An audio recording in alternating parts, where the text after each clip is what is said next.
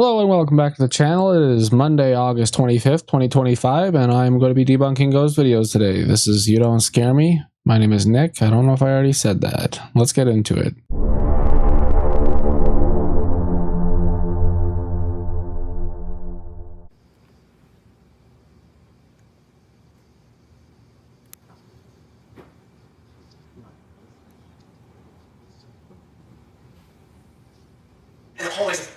The hallway.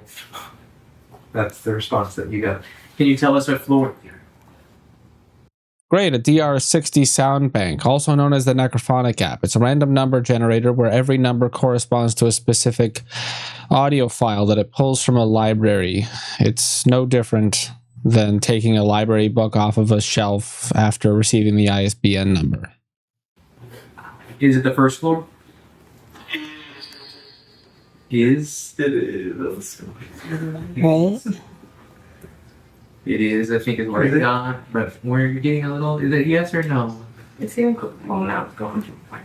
So it's yes. Okay. So try the hallway on the first floor, perhaps. Holy crap, a necrophonic app and dowsing rods? You really want to double down on the woo-woo bullshit? Come on. Neither of those things are actually authentic paranormal devices. Dowsing rods are so stupid. I built one out of an old coat hanger and a couple pen cartridges. Jesus. The team sits quietly, asking questions into the dark, while the static of the spirit box crackles in the background. Suddenly, clear and unsettling voices start responding to their questions, answering them as if someone is really there in the room with them. One investigator even seems visibly shaken, looking around as though they can feel a presence close by. So are these just random noises from the spirit box, or undeniable proof that something is lurking in the dark? This next What was that even? Single friggin' necrophonic response, then a slow pan over to the dowsing rods? There was nothing else in that paranormal clip? Their entire investigation and this was the most watched bit? Bro, if you're gonna make compilations with paranormal activity in it, at least include paranormal friggin' activity. That was nothing. I'm embarrassed that you put this in here. Like, your AI voice? You're probably an AI curator too. Because only an AI wouldn't be able to figure out that that wasn't actually a paranormal clip. Holy crap. investigation comes from the well-known paranormal investigation team, led by Alberto Del Arco, and the location they chose to explore is believed to have once belonged to a witch. Locals claim that strange rituals were performed here, and even now, eerie sounds and shadowy figures have been reported inside. If there's no ghosts in this compilation, or nothing that hints at the presence of a ghost, I'm not doing top 5 ghosts for a month. ¿Ahí? Sí. ¿No será en el bote de basura que hay algo? No. No, aquí no es. A ver. Sí. No, esta no es. ¿Qué loco, no? No, la planta no es. No, pero está por aquí. Sí, aquí. Está por aquí. Qué curioso. Ay, güey. Te juro, te juro, te juro. Ojalá y tengas eso porque vi allá I didn't see shit. una persona pequeña, no sé, niño o niña. Se escucha cuando... Ok. Y no estamos para un empujón. Pasos así. No estamos como para un empujón, la verdad.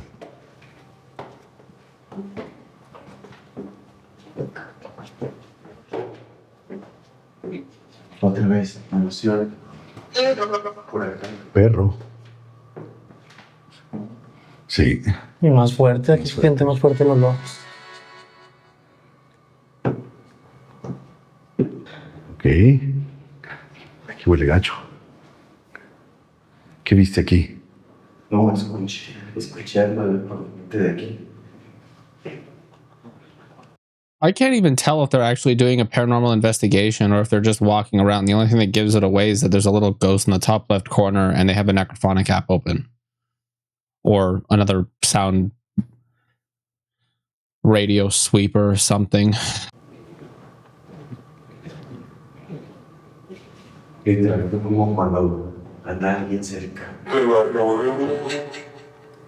¿Qué dijo? Mira, podemos. Mira, ¿podemos? It is a necrophonic app. You can see the cell phone in his hand. Necrophonic apps are literally just... Oh, wait. I already explained that in this video, didn't I? Dude, that was hours ago. How far into the video are we? We're like 5 minutes in. It's been a couple hours since I recorded the beginning of this video.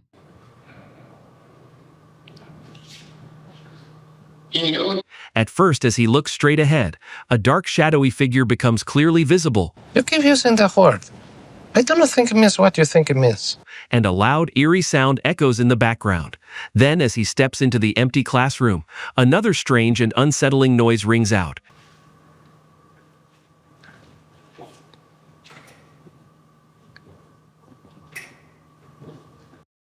And he's wearing a Jay's hat. ¿Qué se oye?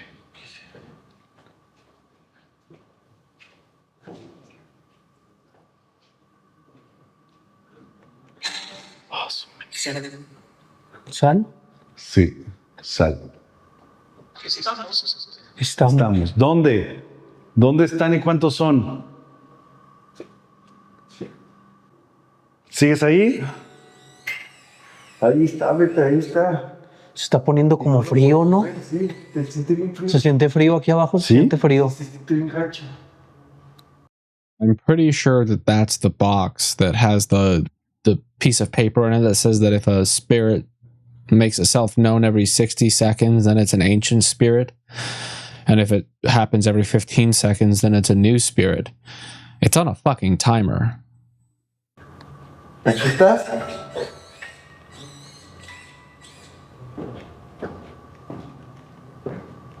¿Dónde está viendo algo?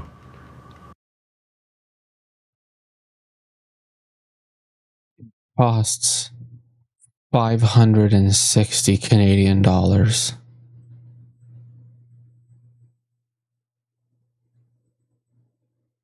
I need some of that YouTube money.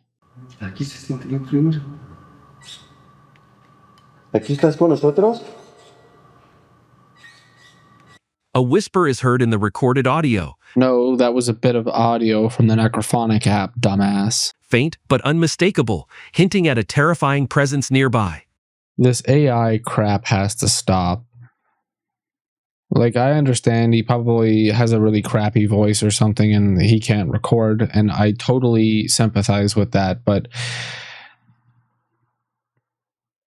it feels like making these compilations is like one of the easiest things to do. You just round up a bunch of other people's like videos and then you put them all in a timeline together, and then every time the video's over you just explain what everybody just saw. And like, in fact, I know it's that easy because if you go on YouTube, go to @Phantom Files, I even did a few of video clips that I found particularly creepy, but I stopped finding creepy videos. So I stopped making the compilations because I couldn't in good faith do what he's doing. As one of the team members asks a question aloud, the REM pod device suddenly begins to beep on its own. Con la cajita. ¿De dónde viene? Escucha, escucha. Sí. Se volvió loca. Se volvió loca.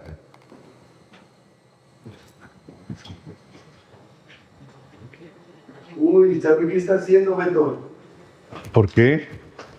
Está parpadeando así. Oh, sí. Is the REM pod in the room with us? Because that's not a REM pod. Is an AI generating your scripts too, Top 5 Ghosts? Or is it just your voice? Lastly, as he stands near the stairs, the REM pod device suddenly starts beeping again, reacting to something unseen. Consider for a moment that when you purchase purpose-built products for the intended use of finding paranormal activity, and you switch that thing on inside of a location that you believe is paranormal, every time it goes off, to you, that's evidence of ghosts. But to a more rational person, it's possible that the device is either a pile of garbage or misfiring. Maybe you have corroded batteries or something that you didn't realize. But regardless, every little tiny thing that doubles the thing that you're going on, it's like confirmation bias, you know what I mean? Like you're taking absolutely benign things and attributed them to the paranormal event because you believe that you are in a place that's haunted. So take a step back and ensure that your equipment is working correctly. Otherwise, everything is paranormal. Do you know what I mean? Stop making a decision like this house is haunted and then applying all of the weird random things that happens in the structure and attributing them to the paranormal thing. Or you're going to overlook more mundane and reasonable answers like there are rats in your walls, or it just kind of feels like everybody is saying, you know, show me the man and I'll give you the crime, instead of saying show me the crime and the evidence and we'll see if we can find the man. You know what I mean? Not everything that happens in a haunted house is because of a ghost. Not everything that happens inside your house that you believe is haunted is because of a ghost. You're going to overlook some serious problems in your house if you're just going to constantly attribute everything to the ghosts. Knocking pipes in the wall could be loose hangers, or it could be water hammering. You could have purchased a house that somebody DIY'd the plumbing in, and you're going to find a 90 in your fucking drainage, waste, and vent system, and you're going to have a real problem. You know, that's just my personal expertise in regards to plumbing, but all I'm saying is, you know, look for a more reasonable answer before you end at paranormal, you know, Occam's razor and all. This next video was recorded by a man who says he's been hearing odd noises in his room at night. He claims it often feels like someone is standing right next to him, even when he's alone. But on this night, he finally catches something truly chilling.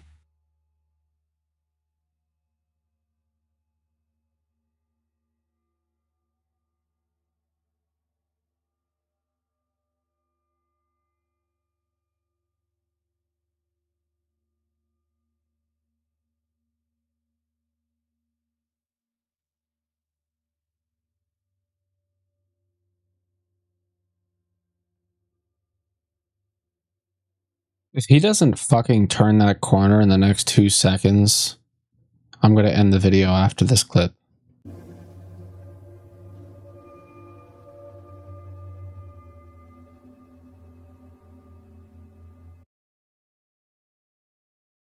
That's a cut.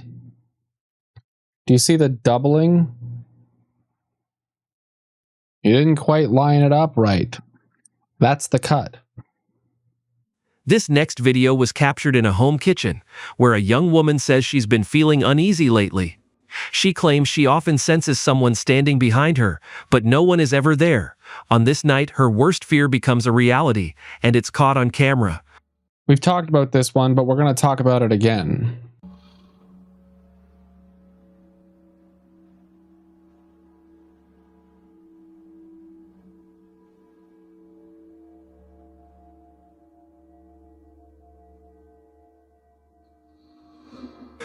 First off, where did you find this camera? In a bank in the early 2000s? This is the most dog shit quality security camera I've ever seen, with a 2025 timestamp on it. Which, by the way, see that timestamp right there, 2025? This is a brand new video, right? Well, I mean, brand new as in it's recorded in this year. We have a few issues with it. Scan lines don't exist in a digital format. They only exist on a TV screen when you record it, or on VHS. This isn't a VHS system. This is a digital system. Okay, camera 1 implies that there are many cameras in there, and usually your first camera is pointed at something that you need to secure, and I don't see a goddamn fucking thing in this kitchen that would require camera 1 to be pointed at. Forget about the one part of the camera. What is she securing? What is the purpose of the security camera? Normal people don't place security cameras in this fashion. This is on a tripod. This isn't mounted up high, keeping an eye on a back door. There is no back door in view. It's a portion of the table, a large open space, which, by the way, what a massive kitchen. And then the back window. And if you're securing the back window, maybe you should point the camera at the back window, not halfway down the wall, so that you can capture the floor. Okay? Those two things alone debunk this video. But if we look further about this, why did the video start there? There used to be a larger version of this. There's a kink in her hair. You can see where the string is attached to it. It's right here. You can actually see a portion of the string right there. Is that a portion of the string, or is that something on the wall? Let's see if it's still there. Yeah, it's still there. It's not a portion of the string, but a scan line makes it incredibly difficult for us to find the string because of that. Okay? She's acting like her head gets whipped back. Right? She's acting like there's some crazy amount of force that rips her head back. And then she stumbles and falls. And that's all well and good. I suspect that if somebody had their hair pulled, that's exactly how they would react. In fact, I've seen it in person. However, when she's looking around, you can see that there are several portions of the why did the security camera move? Why was the security camera positioned incorrectly in the first place?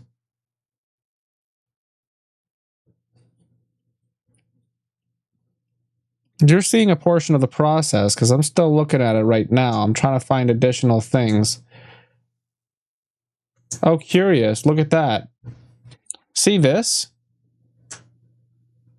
That's not part of the static. That's the string they're trying to hide. You know what that means? That means that the string is wrapped around the kitchen faucet and then brought back over this way. Like, they couldn't have anybody standing in here, so what they did was they wrapped the fishing line through the scene, like down this way, and then like around something that's stable over here, and then fed it back this way so that somebody can pull it from this direction over here and have it redirect the force into her, so her hair would pull in the opposite direction. That's why the camera is positioned this way, to show that the rest of the camera is rest of the kitchen is empty. I mean, the first and only thing that we actually need to debunk this whole video is simply just that the security camera itself looks like dog shit. There's no reason why a security camera would ever look like that in this day and age, especially if you have enough money to buy a house with a kitchen that fucking big. You should have some pretty decent security cameras, but this is a cell phone, and the timestamps are fake.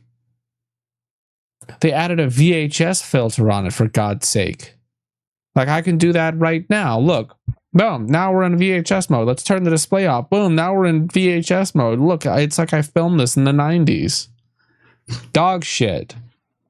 Since there isn't exactly enough time to review the last ghost video in this particular video, I try to keep it around 20 minutes because a lot of people only watch half the video. So, like, when we were making videos that were like 45 minutes long, our average watch time was around 20 minutes. So we figured, hey, why don't we just make the videos 20 minutes and then people can watch the whole thing and they don't feel like they're, you know, signing up to watch a video that's too long. Then we started recording 20-minute videos, and then people only watched 11 minutes of it, so you really can't win. But regardless, I found this camera in the garbage, in the dumpster. It works perfectly. It works perfectly. It's fantastic. Literally nothing wrong with it. Somebody threw it in a dumpster, and I think it must have been a mistake, but their loss, my gain. It's my camera now.